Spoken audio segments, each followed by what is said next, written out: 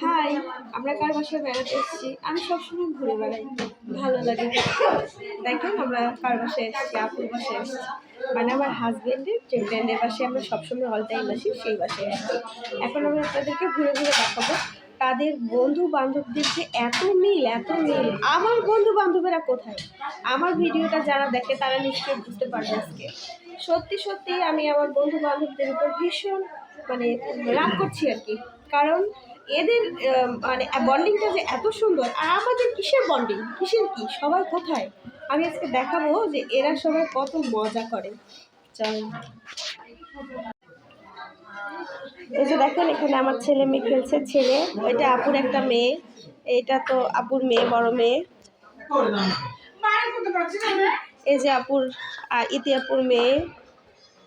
এটা এটা কিন্তু আলমগীরের ফ্রেন্ড। দেখেন কত সুন্দর। এটা আর একটা আপু। এরা সবার ফ্রেন্ড। হ্যাঁ, এরা সবার ফ্রেন্ড। দেখেন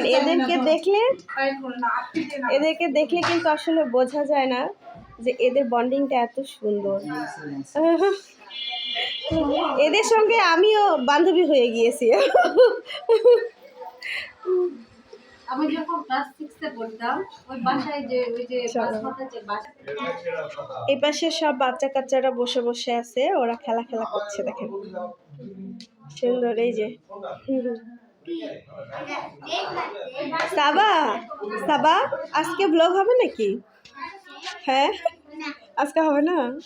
ও কিন্তু ছোট পিচ্চি, একটু দেখেন, ওরও খুব শখ, মাঝে মধ্যে 2-1টা ভিডিও করে। কতটুকু বাচ্চা চিন্তা করেন, কত প্রতিভা এদের। এই যে আমার মেয়ে,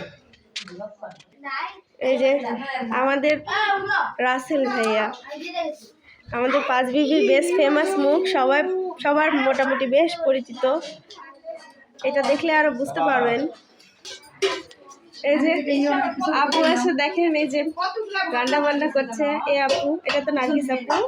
নার্গিস আপু রান্না বান্না সব ইতি আপু হেল্প করছে। আমরা সবাই মজা করছি। দেখেন কি যে মজা। আপুর বাসার সবচেয়ে সুন্দর একটা আকর্ষণীয় জিনিস, বাচ্চাদের প্রতি মানে বাচ্চাদের বেশি সব আকর্ষণ করে আর কি, এই দোলনাটা ভীষণ সুন্দর। আমার মেয়ে, আপুর ছেলে মেয়ে সবাই এসে ভীষণ এটাতে মজা করে। আজকের মতোই পর্যন্ত। আল্লাহ হাফেজ।